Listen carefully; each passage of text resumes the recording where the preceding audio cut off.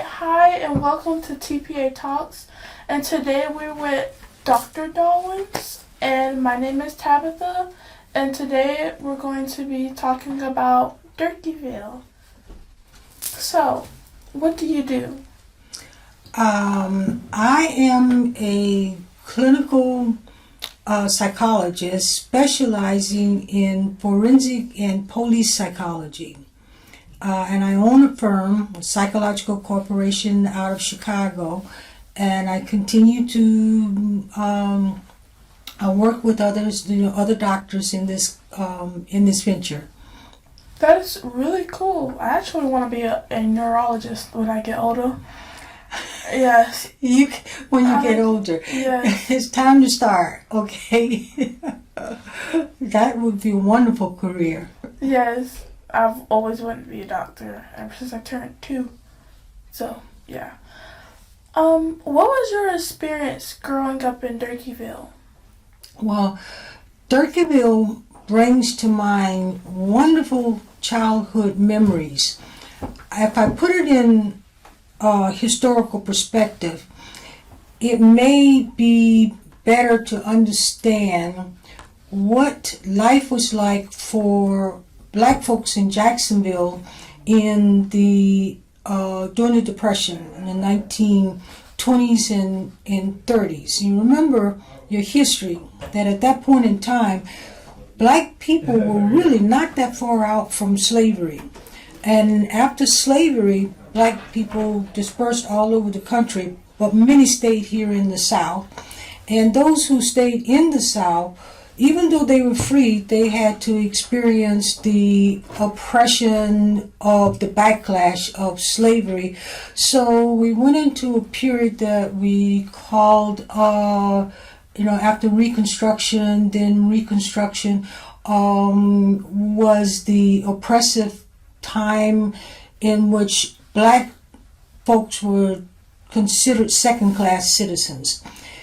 In the 30s, as you might remember your history, the nation itself fell on hard times after World War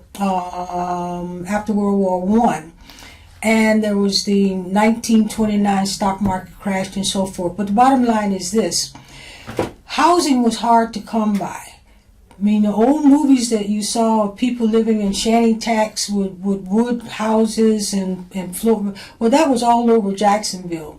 And that's where many of the Black families lived in and around where Durkeeville project was eventually built. But the idea of the project was, in the 30s, the federal government, for the first time in the history of our country, became involved in housing people because there was so much disruption in homelessness, especially among the poor.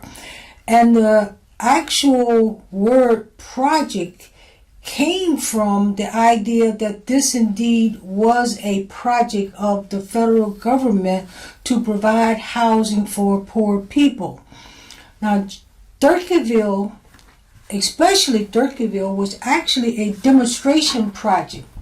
So the federal government used Durkeeville as the ideal model for how to house people under the umbrella of the federal government, not at the state level, not at the local level. They modeled their project after architects and so forth that was doing this in the North, in Washington, D.C. and so forth. So the idea was for people to live decently with row housing, not to have people cramped together in those row housing, with parks or free areas where the kids could play, with trees, shade trees. It was an ideal imagination or vision of how people should be housed, poor people. When you think about it, we Black folks, and especially my family in particular, were blessed to have been the first residents of the project. Oh my God. I was born there. So you're just like first come, first serve. Oh my, I have been, in that sense, almost first come, first serve in my generation for a lot of things that were new to Black people. And my career path, certainly, I would have to give credit for being first come, first serve, okay? Yes. We had a family of 7. My parents came, they were born, my father was from Ocala, and my mother had come from Brunswick, Georgia, and she was brought here to Jacksonville. And that what was happening. Remember, Jacksonville is a coastal city. Yes. So it was the biggest city in the area. So poor people, and especially poor Black folks, were just coming in carts and horses and whatever to the city to find work. And like I said, the housing was an issue. My parents, because of the size of the family, when they first moved into the project, they only had 2 children. Oh. My older sister and my older brother. As I was trying to explain, there were 7 of us. We were born in 7 years. So my mother actually had a little kindergarten when she was raising us, and that was very meaningful because I grew up in a close knit family. I explained that when my mother was about to go 2 years without having children, she ended up having twins, and that was myself and my twin brother. And then she had one more child, and that was the 7 of us. My youngest sister, when she was born, my oldest sister was 7 years old. And there were 3 boys in between, my twin brother, me, and then the sisters were the bookend. Okay, early memories of Jacksonville still are so wonderful for me today. I can go back and actually see in my mind the many evenings that we played out front in a little red wagon, little kids going up and down the street. And when we would go to the back of our house, there was actually an empty lot with bushes that all the kids in the neighborhood played. There was minimal crime, if at all any crime. There was a community of folks, and you were like this. The community had a headquarters right there on Myrtle Avenue. Oh, I know where that is. You do? Mm-hmm. The headquarters was run by a woman called Miss Boyd. I don't know her first name, whatever, but I think she was ex-military. And she's a Black woman.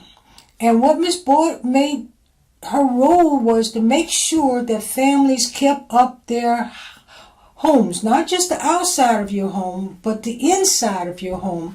And like a military inspection person, she would come into your home and make sure that there was no garbage, everything was in order, whatever. And if you were not like that, she could actually have you move out of the project. She had that much power. So everybody was very fearful of Miss Boyd. I remember only order and cleanliness. And what happened to us, that the project grew really fast.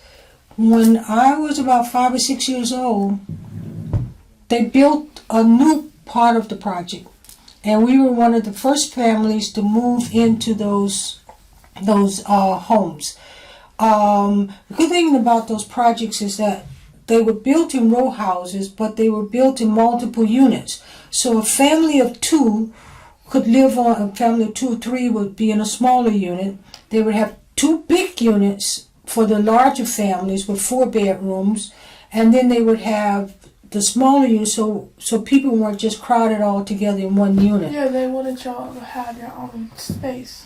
Exactly, and we did.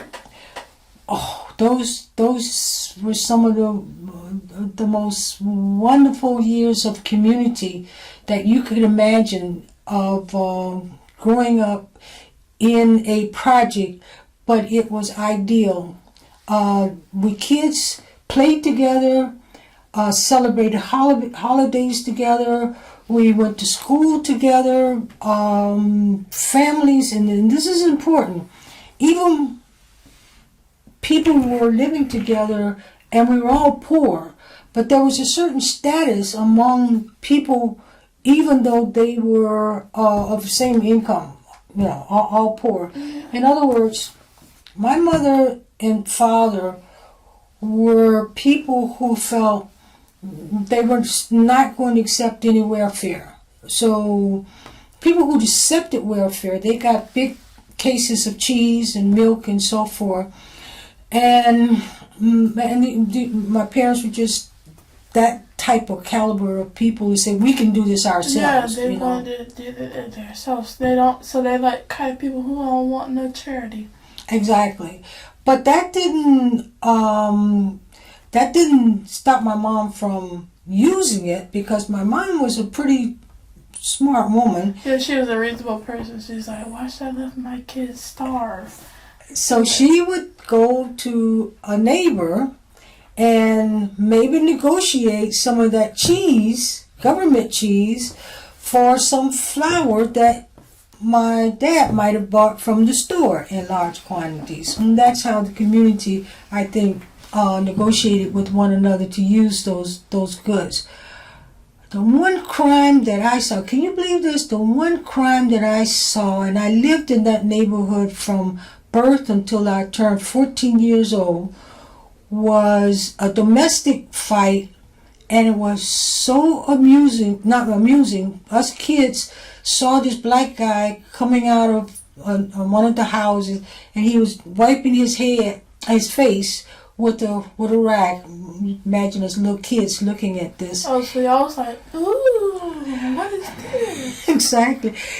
And he had razor cuts all over his face. And we kids were saying, oh wow, he must have got his kick from that lady.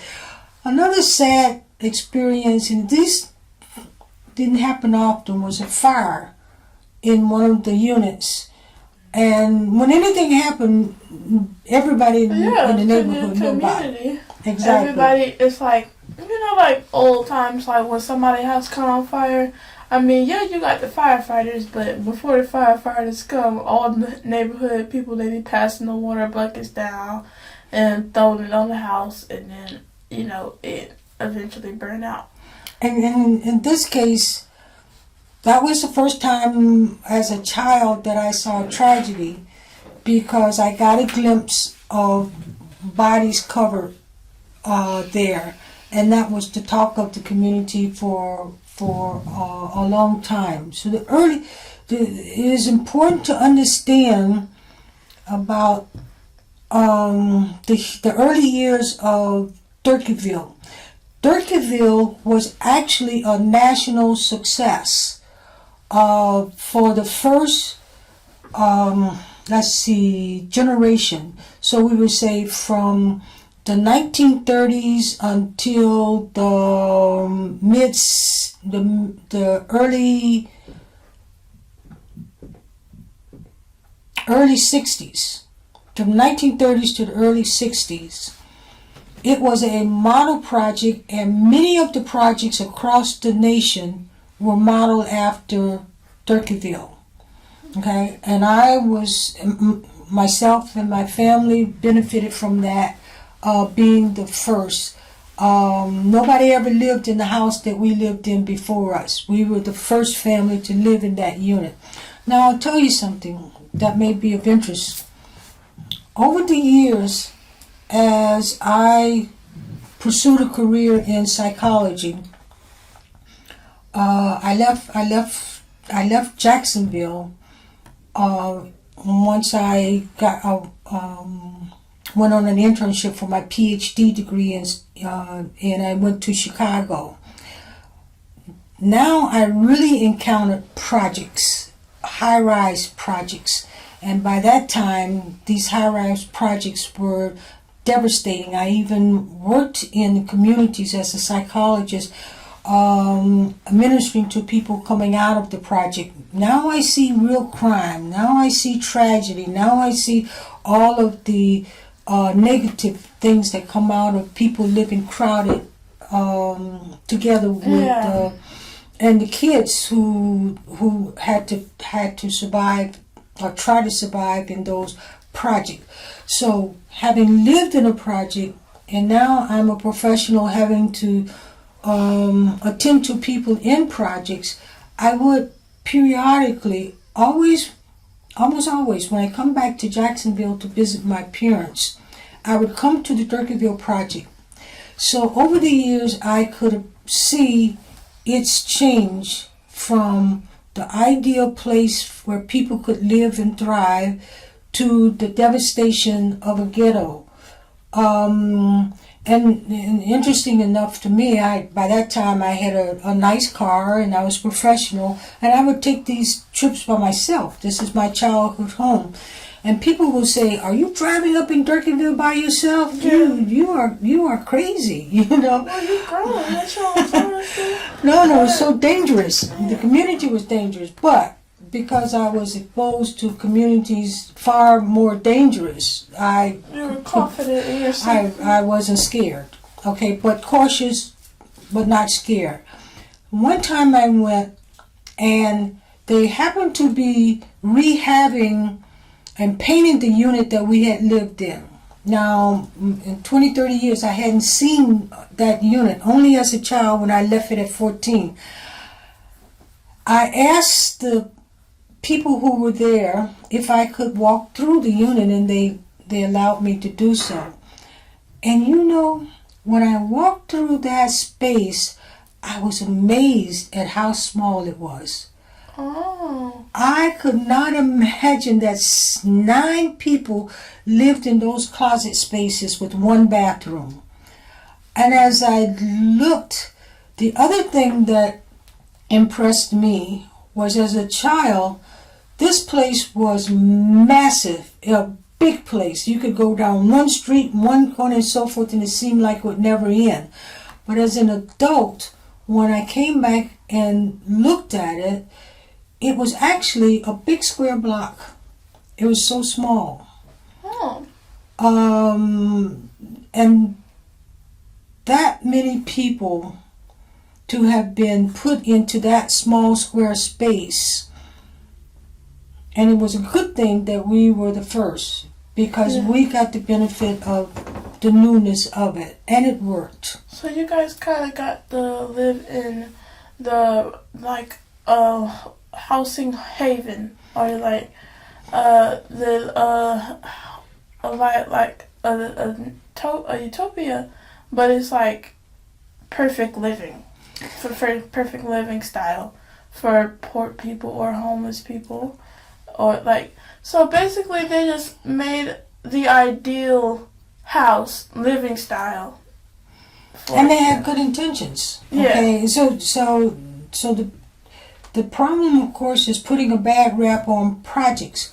What happened to these projects is the fault of all of society, and that is neglect of people over time. My family was not any different from generations of family to follow after us. Just because we were the first didn't necessarily mean we were to be the only family to enjoy the best of what that project had to offer. But once built, then people, society in general, simply neglected it. And there's one thing about home ownership, where you live. If you have no investment in the space that you're living, then you don't put any investment in it. So people became more and more transient. You have a stable generation, they die out, then you have people who have no roots to anything. They're not anchored in anything, so they just need a house to keep out of the, or cover to keep out of the weather or whatever, and they invest nothing in the space in which they're living. And then we have, and then you guys are probably, of course you're too young to appreciate what happened to drug trafficking to our black communities in the 80s, when our communities were introduced to crack cocaine, and people living in poverty having to, finding outlets for not having opportunities for job, for other opportunities. And we keep in mind, the reason why I left Jacksonville is that I figured it out in a very, very early age. How old are you, by the way? I am 13. I actually just turned 13 in December. December Cool. the 3rd. That's my birthday. 13. I figured out about your age, when I was about your age, although my world was all black and nothing but black people and so forth, that if I wanted to be what I wanted to be, I won't be able to do it here in this city. Yeah, and like my mom, I have a lot of white friends at school. Like, well, my mama just tells me it's good to spread yourself out, get you different friends of all kinds of different races and stuff, because you never know if one of your friends can help you out one day. Like, especially back then with you being black and stuff, if you would have got you a white friend, that white friend would have been offended for you and stuff. Yeah, it was so bad back then. I didn't even know that white people, I'll give you a good example. The federal government back then segregated folks.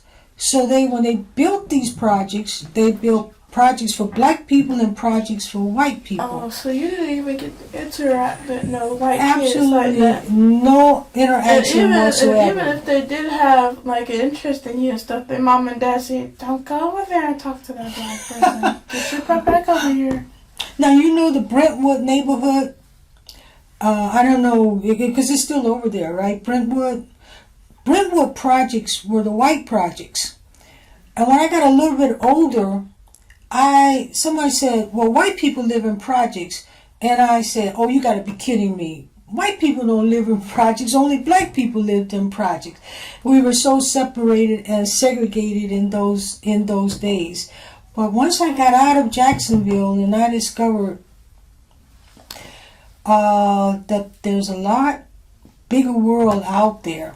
Yeah. And your world is different now. Your world is different, completely different from that era. So you don't probably have to run away in order to find what you're seeking in life. Yeah.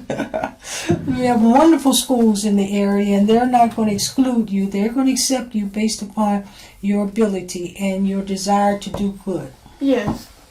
Well, I have another question for you. What can you tell us about your community involvement? Like, what do you do to help out the community, or like something that has to do with the community about Durkeeville? I strongly believe that I have been blessed to come back to Jacksonville. You see, I've been in Chicago for the last 50 years. And the things I've done in Chicago in communities, helping to develop mental health centers, helping to develop programs like this for people, especially young people at risk, in very difficult circumstances in life. That has been my passion. I've been so enjoyed serving and making things better for people, not just our people, but people anywhere. And I had no intention of coming back to Jacksonville. Okay, I lived my life. My family's in Chicago. I met my husband there. We were married and had a wonderful life together until he passed. For 37 years we were together and so forth. Oh. And because my mother was here in Jacksonville, and she was 102 102 when the family decided they weren't going to put her in any medical setting anymore if she got sick. I was the only one in our family, and all 7 of us are still alive and doing well, that we would come back, that I would come back to Jacksonville and stay with her until she transitioned, until she passed. Now, when I come back to Jacksonville, I discovered after 50 years a completely different city, far different than the complexities of living in a large city like Chicago. And I have been so impressed with the community spirit that are people that I'm meeting here in Jacksonville that are working towards affordable housing, that are working towards homelessness, that are working towards programs to developing for people. I'm going to regress for a moment. When I came back, I had somebody to just drive me around the areas of Jacksonville, and I have to admit that the same poverty that I left 50 years ago was still there. Yeah, there's still a whole bunch more homeless people like downtown and stuff. So you were thinking that that was already dealt with. You would think, as I looked around, I would think that generations of people who were standing on the street when I was a young person, their sons and daughters and grandchildren was on the street now. Nobody had done anything in any of these communities. And it's not that they hadn't done anything, it's more, I think, from neglect. Nobody really cared. Nobody really cares. Nobody starts up nothing, tries to get anyone, things. And then it's kind of the humans' fault, too. Because like you said, when people worked hard to make their houses and stuff, nowadays when somebody who's homeless gets money and stuff, they're going to spend it, immediately on, some crack or something like that. Something they don't need. They don't save it and try to, get better or to get to a point where they can afford a house or at least try. And you think about what happens to a lot of black people. And this is important for your generation to appreciate, that it is all right to go to school, get a degree, get a job, and make good money and have a choice.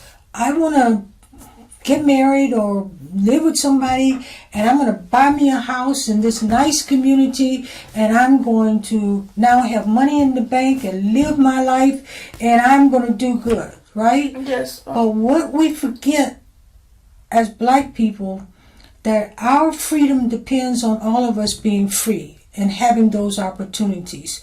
So if we don't give back to our communities, then there's always going to be a percentage of us that will stay trapped in these inner cities. And to me, that is unfair. So your question about community involvement, that is my passion. That is what I want to encourage every young person to be a part of, to understand now. Yes, you work your way out of your situation where you may be now, but that's only the beginning to an end. Your end should be to take and bring your brothers and sisters out of their situations after you as well. Yes, because, they're your family. You always got to look out for your family. We are family. You don't have to put your family before your family, but once your family is checked, it's only normal to you to go check on your family. Even when somebody wins the lottery or something like that, they always go get their mama somebody. So you have to have your backs for each other. And even my mama, she had her own house when she turned 21. And she had saved up all the money for it and everything. She got her own car too. Her mom and dad didn't have to buy her anything. She had it ready because my mom, she's a seamstress. So she was selling them gowns and stuff during her high school year. She made a whole bunch of money. So she had her own little plan set up and ready. Like me, I'm making a good life right now because kids right now, they don't think that's important. They just think it's a joke to get education and go to school and stuff right now. Like, now in our generation, teens and stuff, they dropping out of high school and stuff. They think it's a joke. And to your point, I don't know what we have to do to make it so that your generation understands that if you don't do something positive for yourself, you will be trapped in this community with no way out. And what does being trapped mean? That You're stuck. You're not just stuck. For black folks, it's even more tragic, because when you're trapped in these situations, now you end up getting involved with somebody who's doing drugs. You might not want to do drugs. Yeah. But you end up associating with somebody doing drugs. And eventually you'll end up doing drugs just like that. Well, even if you don't. If the law enforcement finds your friend and you with your friend, yeah, you're gonna get accused too. I tell young people all the time, Hey, if they're arresting a group of black kids and you know that you haven't done anything, you think the cops know how to sort that you're the good one? You all black kids. I mean, like, even if you didn't do anything, you're guilty by hanging out with them, guilty by association. Exactly. Like, my mom, she be telling me, if you in the gas station, right, and you go and your friends are out in the gas station, go in the car, why are you in the car with them? Because if y'all get pulled over, all of y'all gonna get in trouble because you're in the car with them. You're the getaway guy, so you're in on it. And you have to keep in mind another thing that has happened. From my generation, who benefited from things being new, first time. And that's 50, 60 years ago. We already come full cycle to your generation. Your generation now has been, not you, because it sounds like your mom is doing a great job with you and other families. But there are many families where the generations begin to die out in terms of taking care of family. Yeah, like, you know how sometimes, like, you know, nobody cares about the family anymore. Like, you see how a whole bunch of kids have single parents and there's no father figure. Or parents have been in jail or on drugs and so forth. And then the boys, like, they be like, let's say in most case scenario, their dad be in jail and their mama's taking care of them. And they be going on the same path as their dad. And that path is one that is very tragic for their mental health. Yes. Because what happens is, if you are not around people who love, support, and care for you, then you begin to think that I'm on my own. Yeah. And nobody cares for me. So, if anybody does anything against me, I have to defend myself or I have to take them out. So you have no connection with understanding. You just can't do that. Yeah. So a lot of reasons, I think, why we have this impulsive to kill others, to kill one another, is because we have no connections to another one. Yeah. And then, you know, that spirit kind of takes over. And then, like, you don't really, they feel like that somebody's out for them. Like, when you get that alone feeling and stuff, you feel like everybody's out for you. And you got to take them out first. Exactly. Like how is sting first? Yeah, sting first. Then that's the kind of mindset that they have. And then, like, that's why you have to have the family. You have to know that somebody cares for you and is watching out for you. Exactly. What do you love about Durkeeville? Like, when you were growing up and stuff, what do you like about your childhood? I like the spirit of community. Exactly what we were talking about, of people being disconnected. I grew up in a community where people were connected. I can remember as a child walking around the neighborhood and feeling safe. That's key. Feeling safe in the environment that I was in. And all I had to do was find a group of kids and we'll start playing, shooting marbles or playing baseball or stickball or whatever, some game. And there was always a sense of community, people doing things together.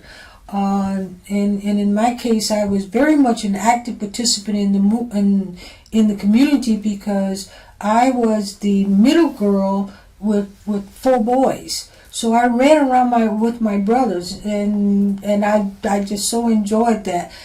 I never felt threatened that somebody was going to grab me in the middle of the night or some boy was going to attack me or any of that. I never had any sense of fear. I can say that I never experienced any serious trauma growing up during those days as a child in Durkeeville. Yeah, so basically, so you have that sense of safety. You were for sure that ain't nobody gonna shoot you. You're not gonna get pulled over by the police. Ain't nobody just gonna be doing all that like what be going on now. No drugs. Not even pot. Yeah, like no drugs. Nobody's gonna kidnap you or anything like that. You could walk down the neighborhood feeling safe. Now, my mom was a very cautious woman because parents had a different level of rules that they would allow. And my mom was set on keeping her girls safe. The boys would get to go to the Ritz and the Strand Theater on Saturdays. And I can't tell you how many times I would beg my mom to let us go. But she would not let us go very far out of the constricted area within the project, and certainly not outside of the project unless we were going to school. Cautions that mothers have for their daughters. It's reasonable. Yes. Because you have to keep the daughters more safe than the boys. And she could do that because the community was not a violent one. Can you imagine that occurring nowadays? It's almost impossible. It's always happening now. Exactly. It's like, well, I don't have to experience because I actually live in a pretty peaceful neighborhood. But then again, it's always the black neighborhoods. They call it the hood.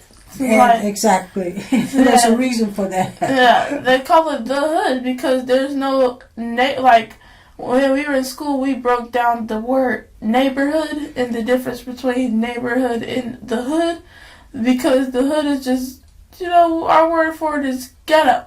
There's just a whole bunch of ghetto-ness going on. But when you're in a neighborhood, you love your neighbors. It's neighborly. That's what right. It is. Neighborly. There are people connecting together in a positive way. Yes. Now. Okay. What is your mission? Like your goal in life? Oh my goodness.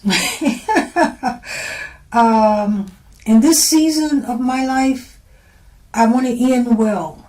I've acquired so much practical knowledge and information about people, about the field of psychology, about mental health, and so forth. My mission now is to make use of that information as much as I can. So as long as my mind works and my body, I can move about and so forth, my mission is to share with others and other generations and yours as well, because you're the youngest podcaster I've met so far, and I think that's so wonderful, because I will be a part of your world. But what I can instill in you, as our generations should instill in you, is where we've been, so that you can be better prepared for where you're going in the future. I can imagine when you get my age, what you would have seen and experienced over those 50, 60 years or so. I can only imagine it, but you're going to live it. And so if I can leave something for you to use in preparing for that journey, then that would be a wonderful mission for me to end well. Yes, like, I can see me living a good life too. Like, I'm that kind of person who really kind of has my whole life planned out. Like, I really love school. I'm not like normal kids, in my opinion, because, like, I feel like school is a valid thing in life, and you're not going to get where you want to be in life if you don't have school, because you always have to have somebody to teach you. And, like, me, since I want to be a doctor and stuff, I already know I'm going to have a whole bunch of years in school and stuff, but I know I can do it. Oh, sure you can. Like, I know I can do it. I have no doubts, and I'm not going to let anyone try to change my mind and stuff like that. And like I'm gonna be successful. Yes, That's all I will can be. say is I'm gonna be successful, and I'm naturally a leader. So like my friends and stuff, I try to put something in them like you can't just drop out of high school. What are you gonna do then? Like and then like even if I don't go straight to med school, I know I am because if I like stop that Well, let me give you some feedback that at 13 you're so far ahead of your peers in so many ways, and the thing that you want to do more of than anything is what you're doing, and that's reading and taking opportunities like this one that's been set before you, because you're gonna grow faster and richer, and your world will be far more fascinating and interesting because you have opened doors for yourself. At 13, I don't think I've met too many 13 who seem to be at the level you are. Oh, that's so flattering. So we are currently on your last question. Is there anything else you would like to tell us, like about your life, your family, or like I don't know, like something that you find interesting that's on your mind that you would like to tell? Well, in closing, I would like to say, given the history of African Americans in this country, one has to conclude that we are special people, because what we have more than perhaps many other groups of people is resiliency. We know how to survive, and in many instances survive well. And it will be your generation that will take us to another level of existence. If you don't do a good job, you will eradicate all of the work, all of the pain, all of the turmoil, all of the things that our brothers and sisters have experienced for so many generations, all the way back to slavery. Africa is a good place because our roots are there, but African Americans are Americans. We are the foundation of this country, and nobody should ever question whether we belong here, and we should have our fair share of everything that this country benefits in. Yes, because of course we belong here. We literally made America. We made America. But that's just not us saying something. You know, I've always, I don't know what you'll do with this, but I've always imagined that somebody should make a movie about what America would be like if African Americans never existed. Yep. If we were never here, because can you imagine how? Like, I don't know whether it would be a drama or a comedy. You know what. what? I think it would be a movie about Native Americans. It would be a movie about Native Americans, because if Columbus never came over here, all the Native Americans still have been here. So no. I'm saying that let Columbus discover all the land and so forth. Except let's imagine a drama piece. It could be a drama, comedy, or whatever, because it would be interesting to see. Yeah. And that is if slavery never came about. Okay. Well, yeah. You see, the settlers here, made a choice to use human labor to build their wealth upon. Supposing we were not that, and they didn't use anybody else. They didn't use the native, or even let's say they tried to. I mean, but they just didn't use African Americans, and we never existed for them. Yeah. What this country would be like in the 21st century. You know what? I imagine, like, I think the white men, you know, as a whole, I feel like they will learn the value of hard work, because if they were trying to make America as it is now without using any of the resources, anything at all, they really would have to use some hard work and use their own labor. So I don't really know what it would be like. I don't think it would be like it is now. Oh no, I of think it course would not. probably be No. worse, in my opinion. No, it But would be interesting. So yeah, would use one of your creative minds to ponder that, and perhaps it could be a short story or film clip or yeah. something. So, what would America be like if there was not slavery? You know, I feel like it would be a comedy because you know what I would do? I would like do this whole documentary when Columbus came over and everything. And once he came over, it would be like he brought the slaves, but all the slaves escaped. And then he's just sitting there looking dumb. Like, what am I going to do now? I think that would be amusing. Well, I hope I addressed all the questions that you had for us. Yes. And I thank you for coming out and talking, and this was actually a really interesting conversation. Thank you for, getting our knowledge up on Durkeeville and our history and stuff like that. And I thank you for coming out on TPA Talks to talk. And I hope you come back one day, Well, have another interview.